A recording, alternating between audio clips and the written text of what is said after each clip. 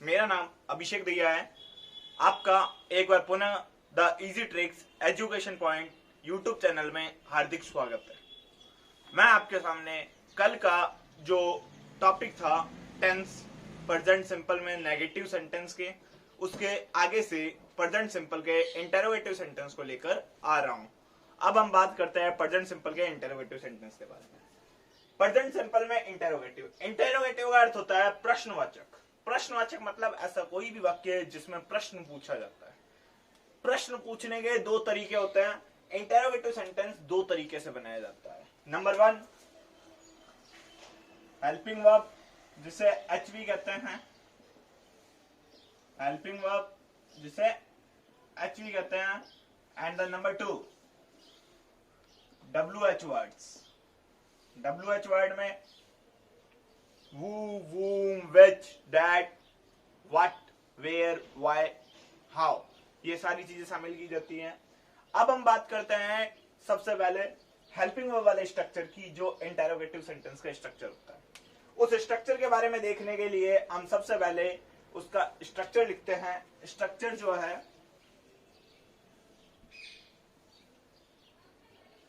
Structure लिखा। Structure क्या है? Do does plus subject plus V1 plus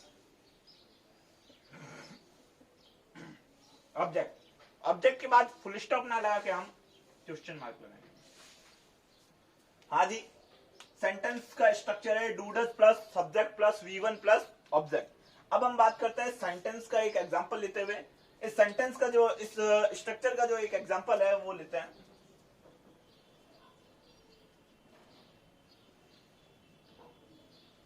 क्या राम विद्यालय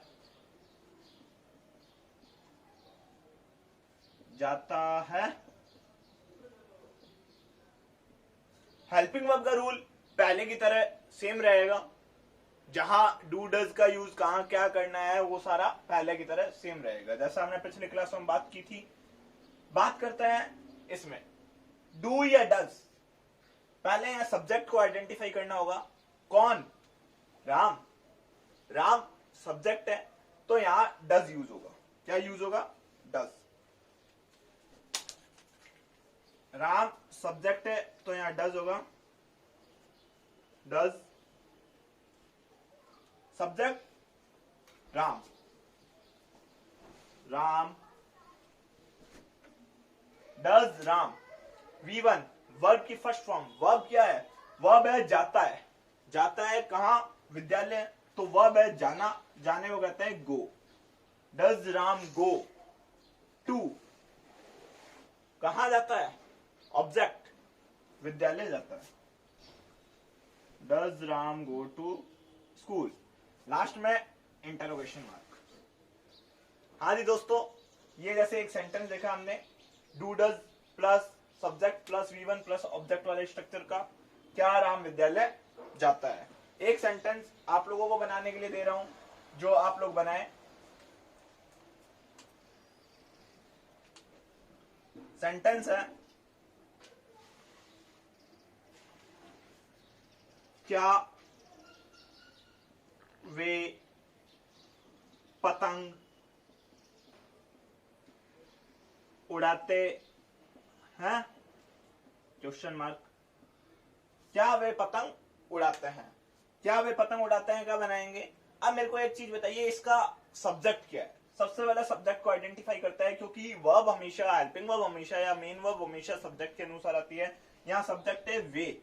वे यानी दे, तो हम यहां लिखेंगे do. Do they. Verb, verb है उड़ाना। उड़ाने को बोलते हैं फ्लाई। Fly kite. दोस्तों समझ आया? एक बार फिर से, क्या वे पतंग उड़ाते हैं? Do they fly kite. ये जो है हेल्पिंग वर्ब वाले इंटेरोगेटिव सेंटेंस का दूसरा एग्जांपल है। अगर आपको समझ आया तो बहुत अच्छा है, आप इसकी प्रैक्टिस कीजिए। अगर आपको समझ नहीं आया तो एक बार दोबारा कमेंट बॉक्स में आप जरूर डालिए कि इसमें सर क्या होगा। अब हम बात करते हैं WH वाले इंटेरोगेटिव।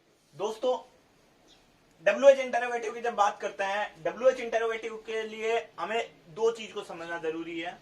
उससे पहले हम एक चीज देखते हैं, ऑब्जेक्ट। ऑब्जेक्ट दो तरह के होते हैं, एक होता है इनडायरेक्ट ऑब्जेक्ट, दूसरा होता है डायरेक्ट ऑब्जेक्ट। इनडायरेक्ट ऑब्जेक्ट और डायरेक्ट ऑब्जेक्ट, आप लोग क्वेश्चन होगा आपके माइंड में कि इनडायरेक्ट ऑब्जेक्ट होता क्या है। इनडायरेक्ट यानी सजीव, मतलब लिविंग थिंग्स। कोई भी व्यक्ति या कोई भी ऐसी चीज जो जीवित अवस्था में हो, लिविंग हो, उसे हम इसमें शामिल करते हैं सजीव में। डायरेक्ट ऑब्जेक्ट में निर्जीव या नॉन लिविंग कोई भी वस्तु आदि को शामिल किया जाता है। अब हम बात करते हैं WH इंटेरोगेटिव में। पहले इन तीन प्रकार के इंटेरोगेटिव सेंटेंस की बात करते हैं, who, what और whom। सबसे पहले हम बात करते हैं who की। who यानी कौन। जब हम कौन की बात करते हैं तो हमें फाइंड आउट करना होता है सब्जेक्ट।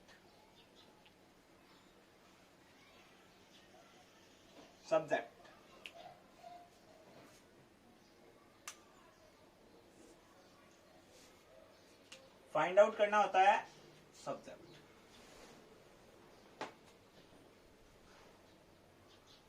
अब वर्ब की first form SAES plus indirect object, जिसे IO बोलते हैं, प्लस डायरेक्ट ऑब्जेक्ट। एग्जांपल के लिए हम देखते हैं, राम को अंग्रेजी कौन पढ़ाता है। राम को अंग्रेजी कौन पढ़ाता है। राम को अंग्रेजी कौन पढ़ाता है। इंटरोगेटिव सेंटेंस है वो का, तो वो वर्ब की फर्स्ट फॉर्म के साथ SAES। पढ़ाने वाला एक होगा, तो उसके लिए जो पहली चीज तो वर्ब है पढ़ाना। पढ़ाना के लिए हम आते हैं टीच।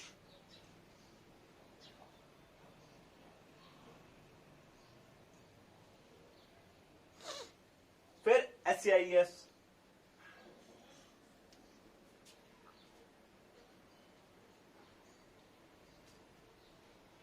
इनडायरेक्ट ऑब्जेक्ट किसको, राम को। इनडायरेक्ट ऑब्जेक्ट है Ram, who teaches Ram English. दोस्तों अब आप कहेंगे कि हम डायरेक्ट ऑब्जेक्ट को आगे ले सकते हैं और इनडायरेक्ट को पीछे। जब आप डायरेक्ट ऑब्जेक्ट को आगे लोगे और इनडायरेक्ट को पीछे लोगे तो इसमें टू प्रीपोजिशन का यूज किया जाता है। जैसे एग्जांपल के रूप में यहां देख लेता हूं, और वो teaches English to Ram. Done. अब दूसरा जो सेंटेंस है वो देखते हैं हम व्हाट वाला। व्हाट वाला स्ट्रक्चर देखते हैं, what plus do does plus subject plus V1 plus IO plus other word question mark. What यानी होता है क्या। सेंटेंस लेते हैं, मोहन राम को क्या पढ़ाता है। मोहन राम को क्या पढ़ाता है, उसके लिए हम बात करते हैं, सब्जेक्ट है मोहन, लेकिन यहाँ जो है इंटेरोगेटिव वर्ड है WH, व्हाट। तो व्हाट पढ़ाता, डू डज। अब यहां सब्जेक्ट के बारे में बात करते हैं, कौन, मोहन। वर्ब है पढ़ाता, पढ़ाता क्वेश्चन किया कौन पढ़ाता है, तो मोहन। मोहन का आंसर आया तो मोहन है सब्जेक्ट। सब्जेक्ट होने की वजह से हम यहाँ मोहन, सब्जेक्ट सिंगुलर होने की वजह से हम यहाँ डज का यूज करेंगे। What does Mohan. वर्ब है पढ़ाना, पढ़ाने के लिए हम वर्ब की फर्स्ट फॉर्म टीच का यूज करेंगे, teach Ram. What does Mohan teach Ram. Mohan Ram को क्या पढ़ाता है। अब आगे हम बात करते हैं whom plus do does plus subject plus V1 plus DO plus dot dot dot. अब जब भी वूम का क्वेश्चन किया जाता है तो इनडायरेक्ट ऑब्जेक्ट अपना हिडन होता है। इनडायरेक्ट ऑब्जेक्ट को फाइंड आउट करना होता है। इसके लिए एक एग्जांपल लेते हैं, मोहन किसको अंग्रेजी पढ़ाता है। तो वूम का क्वेश्चन है तो वूम, डू डज, तो भैया किसको, पढ़ाने वाला पढ़ने वाला एक ही है, इसलिए डज सब्जेक्ट है मोहन, वर्ब है टीच, और डायरेक्ट ऑब्जेक्ट है English. whom does Mohan teach English? Mohan किसको इंग्लिश अंग्रेजी पढ़ाता है। दोस्तों जैसा कि अपन ने देखा, ये सेंटेंस तीन अलग अलग प्रकार के हैं, एक who का, एक what का और एक whom का। ये तीन स्ट्रक्चर अपने आप में डिफरेंट स्ट्रक्चर होते हैं और तीनों स्ट्रक्चर के बारे में हमने आपको बताया अभी। और अब आगे के जो स्ट्रक्चर रहेगा वो बाकी जो इंटेरोगेटिव सेंटेंस है उनका कॉमन स्ट्रक्चर है वो रहेगा, और उसके बाद हम इंटेरोगेटिव नेगेटिव की बात करेंगे। हमारे चैनल से जुड़े रहिए, आपके लिए काफी यूजफुल रहेगा, और हमारे वीडियोस को लगातार लाइक कीजिए, शेयर कीजिए और हमारे चैनल को सब्सक्राइब करना ना भूलें। धन्यवाद।